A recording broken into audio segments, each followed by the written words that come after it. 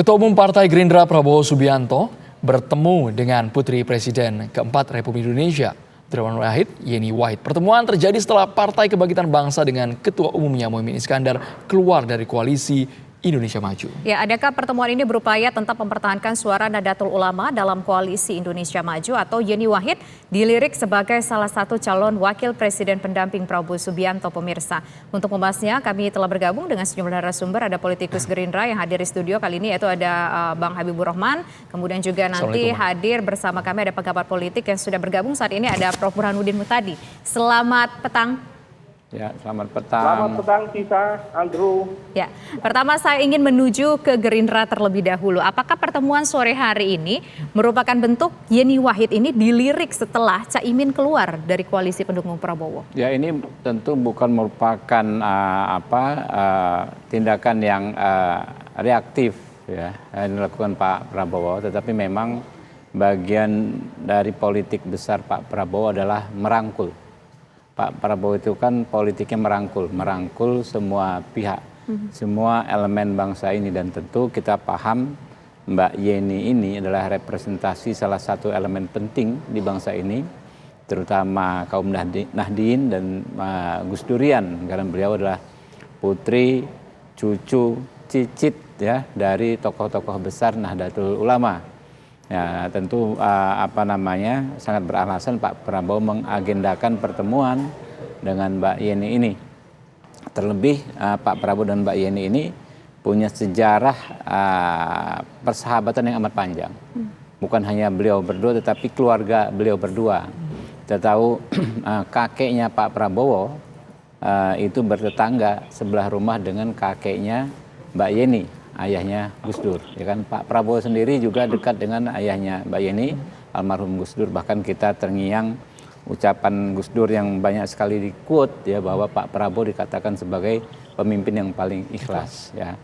Lalu juga keluarga Mbak Yeni ya kan, suaminya kan dulu juga kan bersama-sama kita di Partai Gerindra dan tetap bersahabat dengan kami hingga saat ini. Jadi ini sebetulnya bukan orang lain, Mbak Yeni bagi Pak Prabowo memang sudah sangat dekat, dan yang jauh saja kita rangkul, apalagi yang dekat, kurang lebih seperti itu. Secara histori emosional rekatannya sudah sangat nempel. Tapi kalau kita lihat pertemuan sore hari ini pertemuan sebenarnya masih berlangsung di rumah Kertanegara, Bang Habibur Rahman.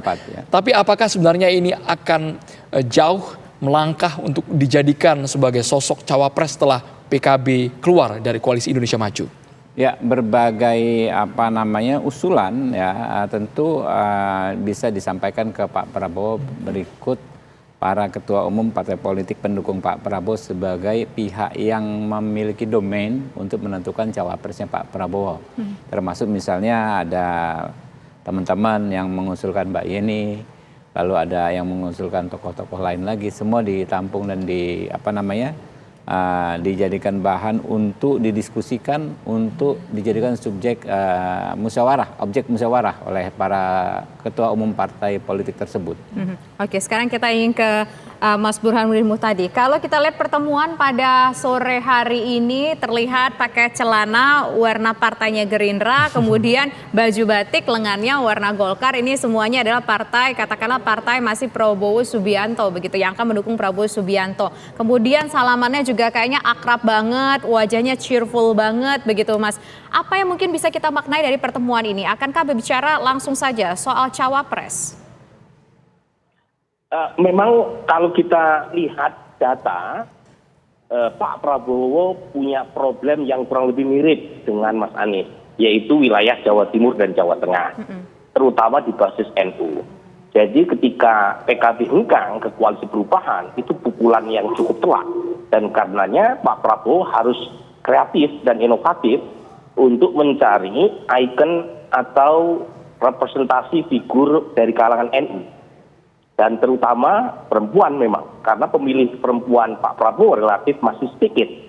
Nah, di antara calon yang memenuhi kriteria yang tadi barusan saya sebut adalah Yeni Wahid. Tentu perlu persetujuan dari partai-partai koalisi pendukung Pak Prabowo, tetapi Yeni Wahid memiliki beberapa potensi. Satu adalah tokoh NU, yang kedua adalah perempuan, yang ketiga ya diharapkan mampu menyumbang suara terutama di Jawa Timur. Nah, per hari ini elektabilitas Mbak Yeni minimal dari survei indikator itu masih minimal. Artinya masih perlu kerja keras karena bagaimanapun Pak Prabowo pertaruhannya adalah di Jawa Timur dan Jawa Tengah.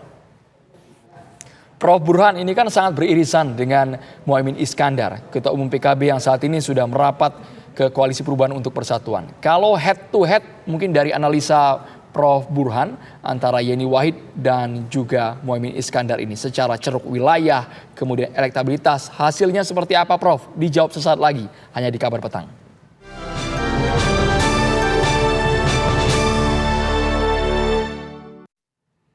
Kita langsung ke Prof. Burhan karena ada juga pihak yang menganggap antara Muhaimin Iskandar dan juga Yeni Wahid memiliki irisan elektoral yang sama di Jawa Timur kekuatannya, kemudian basis massa NU-nya Prof. Burhan. Menurut Prof. Burhan kalkulasinya kuat yang mana ini yang akan dipinang oleh Prabowo Subianto? Jauh ini Caimin dan Mbak Yeni itu pada dasarnya masih belum kompetitif ya, secara personal, secara elektabilitas personal. Tetapi kelebihan dari Caimin adalah dia memiliki PKB sebagai infrastruktur politik yang pada dasarnya dibesarkan oleh Gus Dur, ayahanda dari Mbak Yeni. Jadi sejak 2005 PKB dikuasai oleh Caimin. Jadi total sudah 18 tahun Caimin menjadi Ketua Umum PKB dan menguasai struktur sampai tingkat bawah. PKB ini kan pada dasarnya partai lokal ya, karena suaranya ngumpul di Jawa Timur. Justru karena itulah PKB menjadi penting buat incaran baik Pak Prabowo maupun Mas Anies. Tetapi kelemahan Caimin adalah pemilih PKB banyak sekali yang tidak memilih Caimin sebagai capres atau cawapres. Jadi terjadi split vote. Nah ini yang kemudian membuat Caimin itu kurang begitu dilirik ya sebagai cawapres, terutama oleh Pak Prabowo minimal tidak segera diputuskan sebelum akhirnya pindah haluan ke Anies Baswedan. Okay. Tapi poin saya, lagi-lagi jangan kita tutup ya peluang munculnya cawapres NU hanya dari Caimin atau Mbak Yeni, Andro. Masih ada nama-nama lain, misalnya Erick Thohir. Ya, Erick Thohir ini kan Banser, anggota Dewan Kehormatan Banser NU, dekat juga dengan PBNU. Kemudian Hovifah Indar Parawangsa, itu juga nama-nama yang lekat dengan NU yang mungkin penting untuk didiskusikan oleh Pak Prabowo dan partai-partai pendukungnya, bagian dari eksplorasi untuk memenangkan Pilpres 2024. Oke, baik. Nah ini kalau yang sudah kita lihat juga sudah lumayan akrab adalah nama Erick Thohir yang juga dekat dengan NU. Kemudian nama Mbak Yeni Wahid yang hari ini bertemu ngopi-ngopi bareng di Kertanegara. Kemudian ada nama Bukoviva. Nah nama Bukoviva itu sendiri apakah cukup dipertimbangkan untuk mengambil ceruk suara di Jawa Timur? Ya, kalau yang menjadi objek pembahasan oleh para ketua umum parpol itu bukan sekedar nama ya, juga kriterianya. Jadi beliau-beliau tentu memperhitungkan demografi, jenis kelamin, latar belakang sipil atau militer, kemudian latar belakang organisasi massa Islam. Itu semua menjadi poin pertimbangan yang akan dimasukkan dalam scoring system. Ya, tentu ada scoring system yang dibuat oleh para ketua umum yang pada saatnya nanti akan disampaikan kepada publik. Tapi semua itu kan memiliki keunggulan masing-masing. Ya.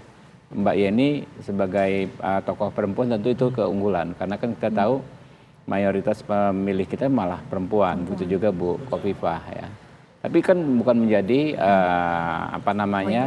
pertimbangan mutlak ya, semua dipertimbangkan ya, nantilah pada waktunya akan dipilih yang paling pas gitu. Bang Habibur Rahman, ini kan juga ada nama-nama di parpol mitra koalisi, ada nama Erick Thohir, kemudian ada nama Airlangga Hartarto yang kemarin sempat disandingkan. Apakah nama-nama ini masih kuat sinyalnya akan jadi pendamping Prabowo atau jangan-jangan lebih condong ke Yeni Wahid hari ini karena salamannya erat dan lama tadi Bang sama Pak Prabowo Bang? Iya, tentu kembali lagi Kalau seperti Pak Erick Thohir kan jelas yang mengajukan adalah salah satu partai politik pendukung ya PAN yang suaranya juga besar ya, Pak Erlangga juga demikian ya. Tentu itu akan dipertimbangkan oleh para ketua umum. Ya kan ada yang bawa kalau itu kan, kalau Pak Erick yang bawa PAN, kalau Pak Erlangga yang membawa Golkar ya. Pasti kan masuk ke radar kalau ini beliau-beliau ini kan. Ya tapi tidak menjadi absolut kan, karena kan masih kita membahas nama Pak Erick tentu tergantung ke Pak Erlangga juga, tergantung ke Pak Prabowo, tergantung ke ketua umum parpol yang mendukung lagi. Kita nggak tahu panelnya berapa, termasuk Partai Bulan Bintang juga kan mendukung kan, tentu beliau juga menyampaikan pendapatnya gitu. Tapi intinya kita nggak main hitung-hitungan berapa orang didukung berapa orang kayak begitu, nggak kuantitatif begitu. Diskusinya lebih kualitatif lah di antara para petinggi kami ini. Oke, kalau diskusi kualitatif begitu, apakah nama-nama yang tidak dibawa oleh partai ini akan menjadi sebuah pertimbangan yang juga cukup akan dipertimbangkan banget? Harusnya ya. Kenapa? Karena kan kami pernah menanyakan ke Pak Prabowo di acara internal, ya. Pak, wapres, wah kalian pasti nanya wapres, ya kan, siapa Pak? Nggak. Kriterianya dulu dah Pak, gitu kan. Oke, kriteria disebutkan ya kan, menerima Pancasila, Undang-Undang Dasar 45, NKRI, Bhinneka Tunggal Ika, kan itu umum.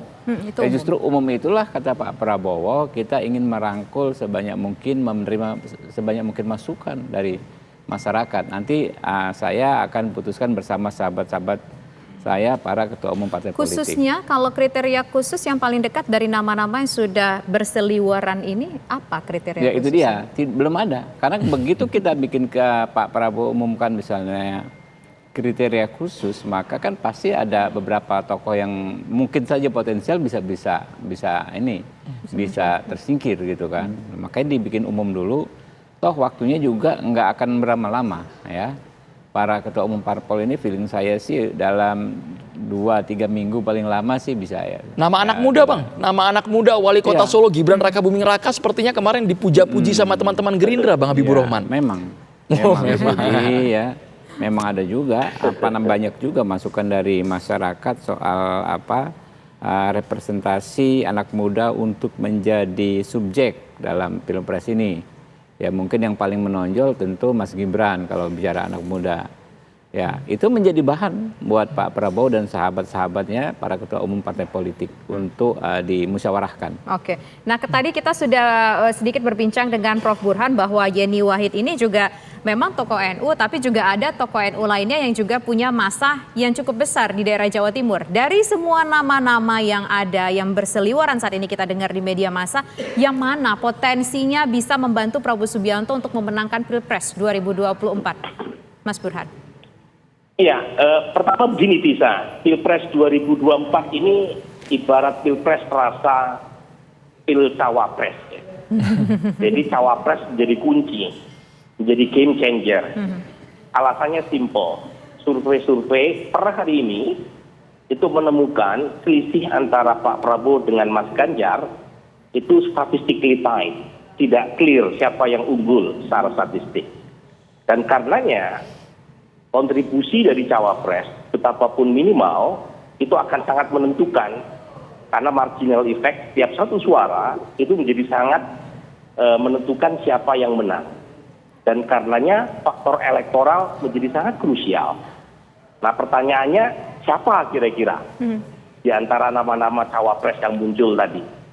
Nah menurut saya bisa sejak Caimin pindah ke koalisi perubahan dan didapuk sebagai cawapres Anies, maka pertarungan ditarik menjadi pertarungan siapa yang paling NU di mata pemilih terutama Jawa Timur dan Jawa Tengah.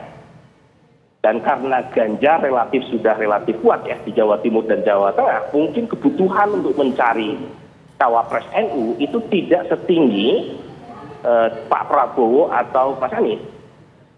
Nah mungkin muncul nama-nama dari sisi elektoral ya Erick Thohir, yang kedua adalah Hovifah, yang ketiga Mahfud MD. Nah Mbak Yeni ini saya sebut punya potensi, tetapi kan mungkin potensinya belum bisa diterjemahkan secara manifest ya. Karena per hari ini elektabilitasnya masih less than 1% sebagai cawapres, mungkin karena faktor sosialisasi yang masih sangat minimal. Baik, terima kasih banyak Prof. Burhan dan juga Bang Habibur Rahman sudah bergabung di Kabar Petang. Kita masih menunggu bersama apa hasil pertemuan antara Prabowo Subianto dan juga Yeni Wahid yang sampai sekarang masih berlangsung di dalamnya.